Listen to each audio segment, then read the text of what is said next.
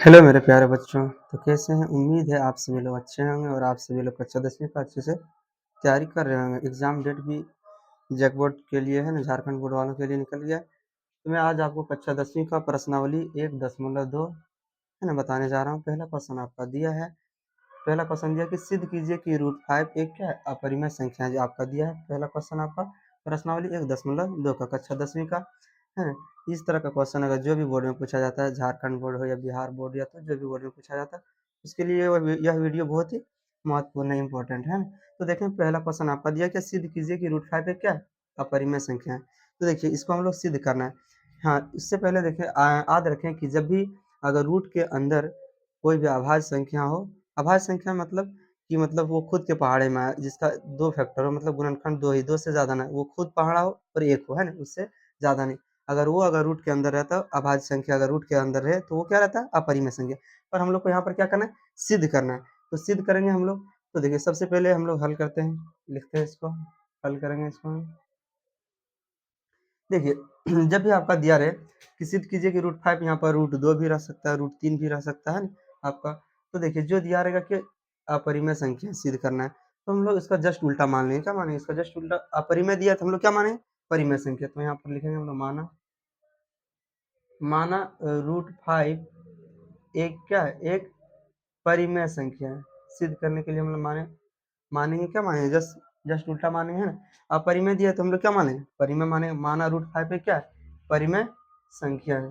परिमेय संख्या है। देखो, परिमेय संख्या हम लोग किसको बोलते हैं? जिसको हम लोग बटा में लिख सकते हैं, p/q के रूप में लिख सकते हैं, उसको हम लोग क्या कहते हैं? परिमेय संख्या कहते हैं। पर क्या नीचे जीरो के बराबर ना, जो q आप करेगा वो जीरो के बराबर ना हो। तो जैसे ये बोले क्या कि √5 एक परिमेय संख्या, तो हम लोग लिखेंगे √5 5 लिखेंगे हम लोग, बराबर p/q है ना। बोले कि परिमेय संख्या है, तो इसको हम लोग p/q के रूप में लिख देंगे। यहाँ पर हम लोग एक लाइन लिखेंगे ना, जहाँ p और q क्या रहेगा? कोई पूर्णांक रहेगा, या तो माइनस में रह सकता है, प्लस में, कोई भी है ना, कोई भी रह सकता है, कोई भी संख्या है। जहाँ p एवं q कोई पूर्णांक हो, क्या है? पूर्णांक रहेगा रे, पूर्णांक हो। और क्या होगा? p एवं q का p एवं q का कोई उभयनिष्ठ उभयनिष्ठ गुणनखंड ना हो, है ना, तथा q बराबर 0 हो, है ना। मतलब देखिए, यहाँ पर इसका मतलब क्या होता है कि देखिए, p और q जो है आपका, कोई भी माइनस वाला भी रह सकता है, प्लस वाला। पूर्णांक बोलते हैं जो माइनस से लेकर प्लस तक इसको लिख सकते हैं, उसमें से कोई भी संख्या रह सकता है। और जो p और q का कोई उभयनिष्ठ गुणनखंड ना हो।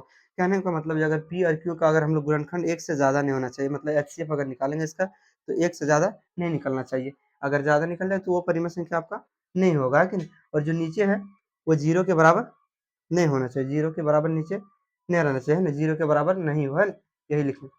ठीक। अब देखिए, इसके बाद हम लोग क्या करेंगे? अब देखिए, इसके बाद इसके नीचे कुछ नहीं रहता तो एक रहता। अब क्या करेंगे हम लोग? इसको इससे गुना कर देंगे और इसको इससे गुना करेंगे। 1 गुना p करेंगे, कितना आएगा आपका? p आएगा। √5 को q से गुना करेंगे, कितना आएगा? √5 q आ जाएगा, है ना। अब देखिए, इसके बाद हम लोग क्या करेंगे? दोनों तरफ इसको वर्ग करेंगे। दोनों तरफ क्या करेंगे? लिखेंगे दोनों तरफ वर्ग करने पर, दोनों तरफ दोनों तरफ वर्ग करने पर देखिए, दोनों तरफ वर्ग करेंगे, दोनों तरफ वर्ग करेंगे तो पावर कितना चढ़ जाएगा इसमें? घात कितना? 2 लग जाएगा ना, पावर 2, √5 का होल पावर 2। इसको हम लोग क्या लिखेंगे? p² है ना, p का स्क्वायर, p का वर्ग किए। तो देखिए, √5 और को 2 बार गुना करेंगे तो पूरा 5 हो जाएगा आपका, है ना। √5 का मतलब आधा 5 आपका, मतलब रूट खत्म हो जाएगा, है ना। डबल √5 गुना √5 क्या हो जाएगा? 5 हो जाएगा, और ये q² आपका आ जाएगा, है ना। अब यहाँ पर हम लोग लिखेंगे कि यहाँ यहाँ p² जो है, p² 5 से क्या है? विभाजित है, 5 से विभाजित है। p² जो 5 से क्या है? विभाजित है ना। p² अगर 5 से विभाजित है तो क्या होगा? इसलिए p भी क्या होगा? p भी 5 से विभाजित होगा, 5 से विभाजित होगा। कि देखिए अगर हम लोग पी के जगह में अगर 5 रखते हैं, तो अगर इसका स्क्वायर करेंगे तो वो 5 से कट जाएगा, है कि नहीं? जैसे 25 आ गया तो 5 से ही कट जाएगा, है ना? विभाजित हो जाएगा। तो अगर पी रखे है ना, तो पी भी क्या होगा, पी स्क्वायर अगर 5 से विभाजित, तो पी भी क्या होगा हमारा, 5 से ही कट जाएगा ना। ये लिखे हम लोग, है ना? अब क्या करेंगे, पुनः हम लोग फिर मानेंगे। देखिए पी क्या हुआ, 5 से विभाजित हो गया। पी का हम लोग निकाल चुके हैं, अब क्यू के लिए, है ना, क्यू के लिए हम लोग निकालेंगे, लिखेंगे पुनः हम लोग मानेंगे, माना पी बराबर, फिर मान लेंगे पी बराबर क्या मानेंगे, पी बराबर हम लोग फिर मान लेंगे, हम लोग 5 आर मान लेंगे। क्यू के जगह में क्या मानेंगे, और पी बराबर 5 आर मान लेंगे, और पी बराबर 5 आर मानेंगे, है ना? अब 5 आर माने, इसको हम लोग देखिए समीकरण 1 मान लेते हैं। पहले समीकरण 1 इसका काम लगेगा, हम लोग को समीकरण 1 मान लेते हैं इसको, ठीक है? पी बराबर 5 आर हो गया आपका। अब क्या करेंगे, दोनों तरफ वर्क करने पर फिर लिखेंगे हम लोग, क्या लिखेंगे, सेम ऊपर में जैसा स्टेप लिखे उसी तरह हम लोग लिखेंगे नीचे भी। दोनों तरफ क्या लिखेंगे, दोनों तरफ वर्ग करने पर, दोनों तरफ वर्ग करने पर, अब वर्क करें, है ना? इसका वर्क करेंगे तो आपका क्या हो जाएगा, पी का स्क्वायर हो जाएगा। पी का इसका वर्क करेंगे तो, और इसका वर्क करो, इसका वर्क करेंगे कितना आएगा, इसका वर्क एक बार लिख लेते हैं, अच्छा है ना? वर्क करते हैं इसका और इधर लिखते हैं। अब देखिए इसका वर्क करते हैं। देखिए पी स्क्वायर आपका आया, पी स्क्वायर बराबर कितना आया, इसका वर्क करेंगे कितना आएगा, 25 25 आएगा आर स्क्वायर, ठीक है? अब देखिए इसके जगह में हम लोग पी स्क्वायर की जगह में लिख सकते हैं क्या, 5 क्यू स्क्वायर। देखिए पी बराबर कितना दिया आपका, 5 क्यू स्क्वायर दिया ना, इसको हम लोग पी के जगह में लिख सकते हैं, बैठा सकते हैं ना, 5 क्यू स्क्वायर, है ना, बराबर 25 आर स्क्वायर। इससे देखिए अगर बराबर की साइड में जितना रहेगा इधर भी रहेगा, अगर कटता है तो हम लोग काट सकते हैं, इसको काट के लिख सकते हैं क्यू स्क्वायर बराबर, इसको काटेंगे कितना बचेगा, 5, है ना, 5 से काटेंगे इसको तो बचे 25 होता है आर स्क्वायर। तो देखिए यहाँ पर क्या हुआ, यहाँ लिखेंगे हम लोग फिर सेम उसी तरह जिस तरह उसमें लिखे है ना, क्योंकि है ना क्यू स्क्वायर 5 से क्या है विभाजित, विभाजित है, विभाजित है, इसलिए, इसलिए क्या होगा, क्यू भी 5 से विभाजित, विभाजित होगा। क्यू भी क्या होगा, 5 से विभाजित होगा, ठीक है? तो देखिए यहाँ पर क्या बोला गया था कि इसका कोई उभयनिष्ठ गुणनखंड नहीं निकलना चाहिए, है ना? इसका मतलब दोनों का ऐसे एक से ज्यादा नहीं होना चाहिए। तो यहाँ पर देखिए 5 से अगर विभाजित है तो यहाँ पर हम लोग लिखेंगे एक लाइन, यहाँ यहाँ पी एवं क्यू का, है ना, उभयनिष्ठ गुणनखंड 5 है ना, 5 है यहाँ पर, 5 एक से ज्यादा नहीं आना चाहिए था, 5 है यहाँ पर, इसलिए जो कि क्या है विरोधाभास है, जो कि विरोधा विरोधाभास, विरोधाभास है ना, विरोधाभास है, जो कि विरोधाभास है ना, जो कि विरोधाभास है। देखिए इसमें बोला था कि एक से ज्यादा नहीं, पर यहाँ पर 5 आ गया, है ना, जो इसका क्या है विरोधाभास है। अतः मेरा मानना, क्या लिखेंगे यहाँ, अतः मेरा मानना, मानना गलत निकला, निकला कि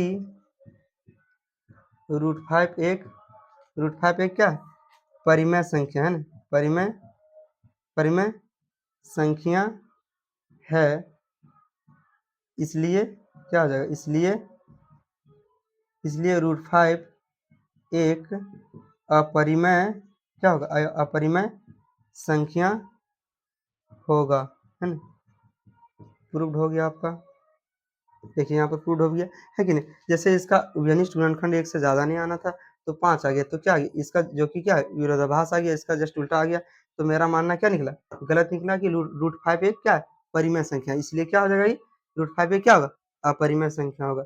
सिद्ध हो गया आपका। उम्मीद है आप लोग को समझ में आया होगा, है ना? अपने दोस्तों को शेयर करें, अगर चैनल में न्यू है तो चैनल को सब्सक्राइब करें, वीडियो को लाइक करें। इसी तरह अगला क्वेश्चन आप देखें, है ना, 1 नंबर का क्वेश्चन आपको बता दिया, आप स्क्रीनशॉट ले सकते हैं इसका, है ना? अगला क्वेश्चन देखें आप दूसरा नंबर का। तो दूसरा नंबर क्वेश्चन आप लोग देखें, प्रश्नावली 1.2 का, है ना, कक्षा 10वीं का मैथ किताब का आपका। दूसरा नंबर क्वेश्चन दिया कि सिद्ध कीजिए कि 3 प्लस, है ना, 3 प्लस 2 रूट 5 एक अपरिमेय संख्या है। इसको हम लोग क्या करना है, सिद्ध करना है। तो हम लोग सिद्ध करते हैं। जब भी इस तरह का क्वेश्चन आया है ना, तो आपका दिया है कि परिमेय संख्या है, तो इसका जस्ट हम लोग क्या मानेंगे, उल्टा मानेंगे, माना। यहाँ पर लिखेंगे हम लोग क्या, माना 3 प्लस 2 और रूट 5, है ना, एक क्या है परिमेय संख्या, इसका जस्ट उल्टा मान लेंगे, क्या मान लेंगे, परिमेय संख्या है ना, परिमेय संख्या है, इसका जस्ट, जैसे देखिए आपका क्या दिया था, अपरिमेय संख्या है, तो इसका जस्ट हम लोग क्या मानेंगे, उल्टा सिद्ध करने के लिए मानते हैं। 3 प्लस 2√5 क्या है, एक परिमेय संख्या है। इसके बाद देखिए आगे, है ना, परिमेय संख्या किसको बोलते हैं हम लोग, जिसको हम लोग p/q के रूप में लिख सकते हैं, है ना। पर क्या है, q जो आपका हर जो है नीचे है, वो 0 के बराबर नहीं होना चाहिए, है ना। इसको हम लोग लिखेंगे p/q के रूप में, यहाँ लिखेंगे हम लोग, जहाँ p एवं q कोई क्या है, पूर्णांक हो, है ना, कोई पूर्णांक प्लस में भी रह सकता है, माइनस में भी रह सकता है ना, कोई भी संख्या p और q क्या रहेगा, कोई पूर्णांक हो, है ना, कोई पूर्णांक हो, और p एवं q का कोई उभयनिष्ठ गुणनखंड ना हो, है ना, उभयनिष्ठ गुणनखंड ना हो, है ना। इतना अगर नहीं लिख पाएंगे तो हम लोग लिख सकते हैं ना, कि जो p और q का जो है ना, क्या सहभाज्य रहेगा, है ना, मतलब कि p और q का जो है, इसका HCF कितना, एक से ज़्यादा नहीं आना चाहिए, है ना, उतना लिख सकते हैं हम लोग, है। या तो फिर हम लोग क्या लिखें, p एवं q का कोई विभिन्निष्ट गुणनखंड ना हो, तथा q जो रहेगा आपका, q 0 के बराबर नहीं हो, है ना, q क्या हो, 0 के बराबर नहीं हो, q नॉट इक्वल टू 0, मतलब q 0 के बराबर नहीं है, बराबर देखिए इस तरह हम लोग क्रॉस का लगाएं, मतलब कि 0 के बराबर नहीं हो। अब देखें यहाँ पर हम लोग क्या करेंगे, देखिए उसमें हम लोग लिखते थे क्या, कि दोनों तरफ वर्क करने पर, यहाँ पर हम लोग क्या करेंगे, इसको एक साइड करेंगे, है ना, एक साइड करेंगे इसको, पहले देखिए 2√5 को इधर रहने देंगे, p/q आपका इधर दिया है, देखिए 3 आपका इधर क्या दिया, प्लस में, इधर आके क्या होगा, बराबर के साइड लेते हैं तो हम लोग का क्या था, माइनस में, जब भी बराबर के इधर रहता है, अगर उसके जस्ट उल्टा साइड लिखना है तो क्या, प्लस में रहता है तो माइनस में हो जाता है, माइनस में रहता है तो प्लस में आपका हो जाता है, और जैसे गुना में रहता है तो उसको हम लोग भागम करते हैं, है ना। देखिए आपका ये इतना आया, इसको हम लोग लिख सकते हैं इस तरह, 2√5 बराबर हम लोग क्या लिख सकते हैं, इसको चाहे तो लिख सकते हैं हम लोग क्या, p भी इनका घटा कर करेंगे तो ये आपका आ जाएगा, है ना, ये आ जाएगा। अब देखिए यहाँ पर ये गुना में है, इसको हम लोग क्या करेंगे, √5 को इधर रहने देंगे, इसको p3q, और यहाँ आपका q हो जाएगा, ये आपका क्या है, गुना में है, इधर आके भागा में हो जाएगा, भागा में हो जाएगा तो इसके नीचे कुछ नहीं तो एक, तो इसको जब पलटेंगे हम लोग, जब पलटेंगे तो ये आपका √5 बराबर कितना आ जाएगा, p-3q और q, और इसको पलटेंगे तो क्या हो जाएगा, देखिए ये आपका क्या हो जाएगा, ये हो जाएगा ऊपर गुना, जैसे इस तरह हो जाएगा, 1/2 हो जाएगा, 1 बटा क्या हो जाएगा, 2 हो जाएगा ये, तो ये इसके साथ गुना हो जाएगा, ये इसके, तो हम लोग डायरेक्ट इसको ना लिख के हम लोग डायरेक्ट लिखते हैं क्या, 2q लिख देते हैं।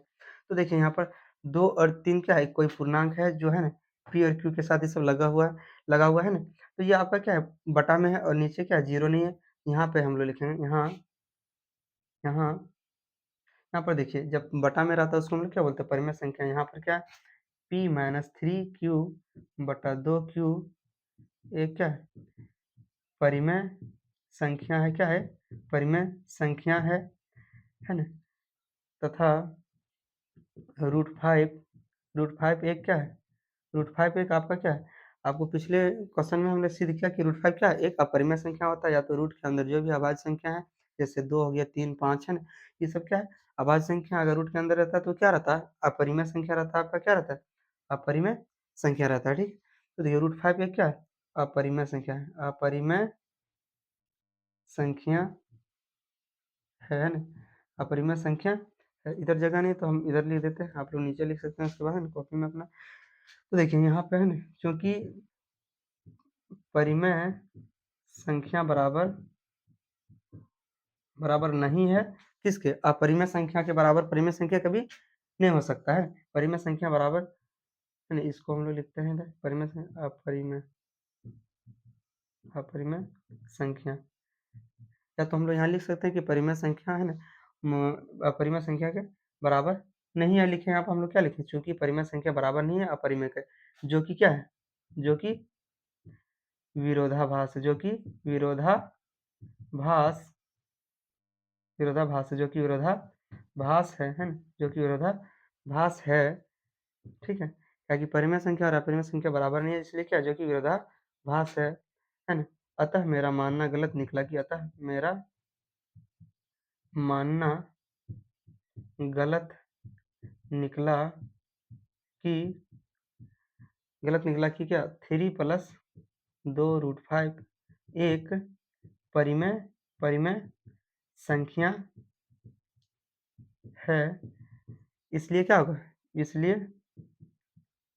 3+2√5 एक क्या होगा, अपरिमेय संख्या होगा। क्या होगा रे, अपरिमेय, एक अपरिमेय संख्या होगा। आपका ये क्या हो क्वेश्चन, दूसरा नंबर आपका क्वेश्चन सिद्ध हो गया, प्रूव्ड हो गया। आपका दूसरा नंबर क्वेश्चन आपका प्रूव्ड हो गया है ना।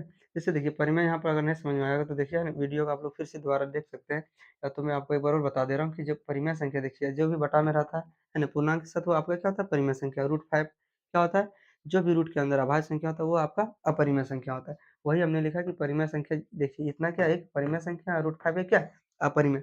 तो यहाँ पर चूंकि देखो परिमेय संख्या बराबर नहीं है किसके, अपरिमेय संख्या के बराबर नहीं हो सकता है, जो कि विरोधाभास है। अतः मेरा मानना क्या निकला, गलत निकला कि 3+2√5 एक परिमेय संख्या है, इसलिए 3+2√5 ये क्या है, अपरिमेय संख्या होगा। आपका सिद्ध हो गया है ना। 3 नंबर का आपका झारखंड बोर्ड में आता है, आपका एग्जाम एग्जाम में है ना, यह क्वेश्चन आता है आपका एग्जाम में। वीडियो आप लोग को अच्छा लगा होगा तो अगला क्वेश्चन देखें, अपने दोस्तों को भी शेयर करें जो कक्षा 10वीं में है, ताकि वो भी अपने तैयारी को आसानी से कर सके। और इसमें इस चैनल में आपको इंपॉर्टेंट क्वेश्चन, वीवीआई क्वेश्चन जो आपके डायरेक्ट एग्जाम में आएगा, इस तरह क्वेश्चन आपका करवाया जाएगा। और आपका एग्जाम रूटीन भी निकल गया है, 2 तारीख से एग्जाम स्टार्ट है ना। 4 तारीख से आपका है मेन सब्जेक्ट जो है, जैसे 4 तारीख आपका एग्जाम हिंदी है शायद झारखंड बोर्ड वालों का है। तो अगला क्वेश्चन देखें, आप स्क्रीन शॉट भी ले सकते हैं इसका।